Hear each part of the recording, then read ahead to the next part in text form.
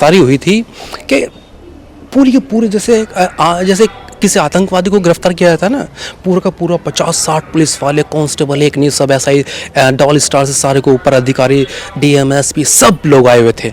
सब प्रोटेस्ट कर रहे हैं अपने लिए और हम ही मर रहे हैं। आज तक दुनिया में कहीं ऐसे इतिहास में नहीं होता है कि जो प्रोटेस्ट कर रहा है वही मरे। ये केवल भारत में होता है। ये केवल भारत में होता नहीं, भारत में हुआ है।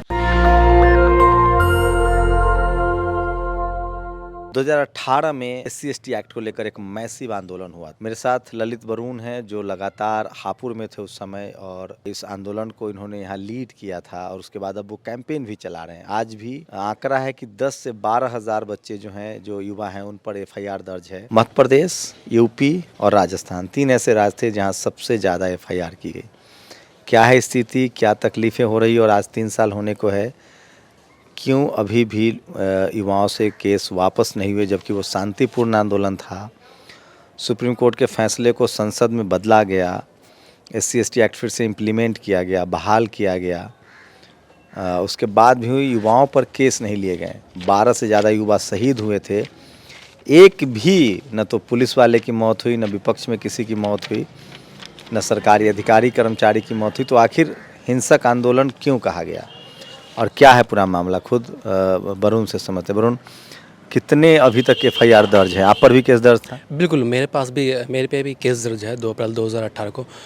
इस पूरे आंदोलन में मैं सबसे पहले पुलिस द्वारा पीड़ित व्यक्ति हूँ। मुझे सबसे पहले गिरफ्तार किया गया था हापुड़ से, और उसके बाद फिर पुलिस की ओर लोगों को गिरफ्तार किया गया। बहुत ज़्यादा इसमें पुलिस द्वारा, लोकल प्रशासन और सरकार द्वारा इसमें पीड़ित दलित युवाओं को बहुत ज़्यादा पीड़िताएँ झेलनी पड़ी हैं।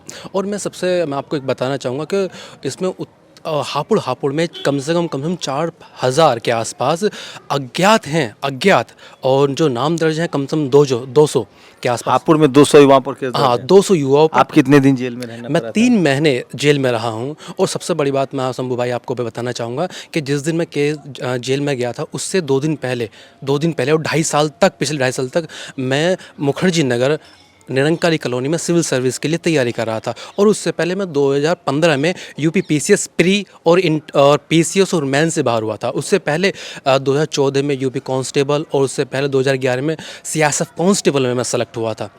मैं आपको बताऊं, बस यही एक छोटी सी तमन्ना थी कि अगर मैं किसी को सर कह के संबोधन कर रहा हूं, कोई मुझे भी सर कह के संबोधन, मैंने एक छोटी सी इच्छा थी। और इसी के लिए मैं समाज में थोड़ा बहुत काम करते रहते हैं सोशल वर्क के रूप में, और अपने लिए भी बेहतर करते रहते हैं कि कोई हमें भी सर कह के संबोधन के। बस शायद मैं समझता हूँ कुछ लोगों को यही बात चुभी होगी कि हम नीचे के लोगों को, जो दलित लोग हैं, हम उन्हें सर क्यों कहें। शायद उनको यही तकलीफ़ हुई कि मैं जानता हूँ कि हमारी मुखबरी किस तरह से हुई थी।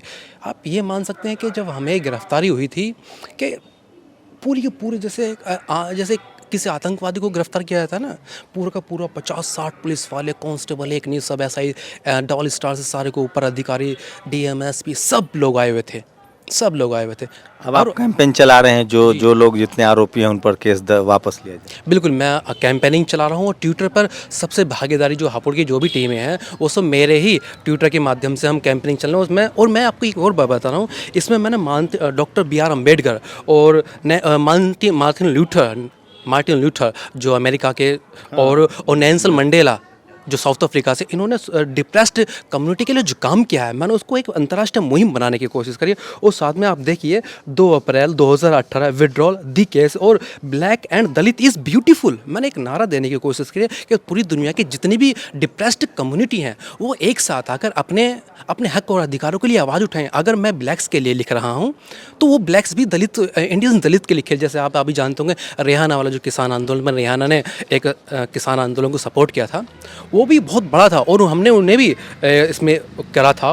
और इसमें आपको और भी डॉक्यूमेंट्स दिखाने की कोशिश करूँगा, बल्कि इसमें हमने बराक ओबामा से लेकर Dalit and blacks of the world unite, हमने पूरी दुनिया में ब्लैक्स। ललित, कितने यूपी में कम से कम कितने युवाओं पर FIR दर्ज? कम से कम लगभग 20,000 के आसपास FIR यूपी में? जी हाँ, यूपी में। और पूरे के पूरे देश में कम से कम 50,000 से अब ही होंगे। ये डेफिनेट है, 50,000 से अब अभी अभी भी आप लोग को सुनवाई पर जाना पड़ता है, कोर्ट के चक्कर लगाने पड़ता हाँ, अभी भी तारीख पे जाते हैं। बल्कि अभी जो 17 नवंबर गई है वो हमारी रेलवे की तारीख है। हमारे पर हापुड़ में 2 केसेस हैं, एक तो रेलवे का है और एक थाना हापुड़ का है, जो वो केसेस हैं दोनों पर हम, और रेलवे की तो अभी हमारी 17 तारीख थी। और बल्कि हमने इसमें एक और माध्यम चला है, ईमेल का ये हमारा लेटर था जो हमने राष्ट्रपति को, प्रधानमंत्री को और मुख्यमंत्री को, और इसके माध्यम से राज्यपाल, उत्तर प्रदेश राज्यपाल को ये लेटर हमने लिखा है मेल के माध्यम से, ताकि हम है। कहाँ आप लोगों ने अभी तक चिट्ठियाँ लिखी हैं कि केस विड्रॉ की जाए? उसके लिए मैं राष्ट्रपति, प्रधानमंत्री, बाकायदा मेल हमने करे हैं, मेल भी करे हैं और लेटर हेड भी लिखे हैं हमने। और उसके लिए राष्ट्रपति हुआ, प्रधानमंत्री जी हुए और उत्तर प्रदेश राज्यपाल हैं, उत्तर प्रदेश मुख्यमंत्री हैं, और हमने इसमें चीफ जस्टिस ऑफ इंडिया को भी मेंशन किया है और chief justice Allahabad high court को भी इसमें मेंशन किया। इन सबको ऑलरेडी हम मेल भेज चुके हैं और लगातार मेल जारी हैं हमारे से। कोई रिप्लाई नहीं, अभी कोई रिप्लाई नहीं है। मैं तो हमने सुप्रीम कोर्ट में, क्योंकि अक्सर सुप्रीम कोर्ट का ये स्वतः फैसला होता है, अगर उसके पास लगता है कोई भी लेटर या फिर कोई पोस्ट कार्ड उनके पास आता है तो उसे एज ए पीआईएल के रूप में वो दर्ज कर लेती है। तो हमने ऐसे ये भी एक रास्ता अपनाने की कोशिश करी है। शायद सुप्रीम कोर्ट जब उसने खुद माना था कि 2 अप्रैल 2018 जो हुआ, उसका जो सुप्रीम कोर्ट का माध्यम से जो हुआ कि उसने अपनी गलती स्वीकार करी, हमें ऐसा नहीं करना चाहिए था सुप्रीम कोर्ट ने, तो शायद वो इस बात को खुद से, जितने भी देश में FIR हैं उसको कैंसिल करें, उसके बाद भी वो संज्ञान ले सके, इसलिए भी हमने सुप्रीम कोर्ट ऑफ इंडिया को भी मेंशन किया था। तो सोचिए, अकेले यूपी में 10,000 से ज़्यादा FIR दर्ज होते हैं। युवा थे, जानबूझकर हर एक घर से शेड्यूल कास्ट के युवाओं को उठाया गया, FIR दर्ज किया गया और आज वो कोर्ट के चक्कर लगा रहे हैं। एक समाज के तौर पे हम फेल हो रहे हैं, नेताओं के तौर पे फेल हो रहे हैं, आंदोलनकारियों के तौर पे फेल हो रहे हैं, और पत्रकार, TV, अखबार इस खबर को बताएगा नहीं। मेरी लगातार कोशिश है कि जो शोषित वंचित समाज है उनके साथ जो अत्याचार हो रहा है जाति के नाम पर, धर्म के नाम पर, वो आप तक पहुंचाई जाए। SC/ST एक्ट को कोर्ट ने ख़त्म किया था, उसके बाद पार्लियामेंट ने उसको फिर से इम्प्लीमेंट किया, लेकिन जो युवाओं पर, सोचिए वो शांतिपूर्ण आंदोलन था जिसमें एक भी किसी दूसरे पक्ष की मौत नहीं हुई है, प्रदर्शनकारी ही मारे गए हैं, उसके बाद भी आज हज़ारों युवाओं पर केस दर्ज हैं। इसमें शंभू भाई, मैं आपको एक बात और कहना चाहूँगा कि भारत का ये पहला एक ऐसा आंदोलन था कि जो प्रोटेस्ट कर रहा है, जो आंदोलन कर रहा है, वही मर रहा है। इसमें 14 लोग, बेगुनाह लोग, 14 लोग मारे गए। वो भी तो किसी के भाई थे, किसी के पति थे, किसी के बेटे थे, वो भी तो किसी के गल्लाल थे। जो हम प्रोटेस्ट कर रहे हैं अपने लिए और हम ही मर रहे हैं। आज तक दुनिया में कहीं ऐसा इतिहास में नहीं होता है कि जो प्रोटेस्ट कर रहा है वही मरे। ये केवल भारत में होता है, ये केवल भारत में होता नहीं, भारत में हुआ है।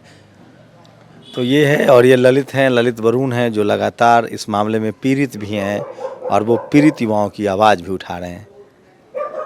सोशल मीडिया का दौर है, सोशल मीडिया है आपके पास, इस खबर को घर घर तक पहुंचाइए ताकि इन युवाओं को न्याय मिल सके। कैमरा पर्सन निधि के साथ शंभू कुमार सिंह, नेशनल दस्तक, हापुड़, यूपी।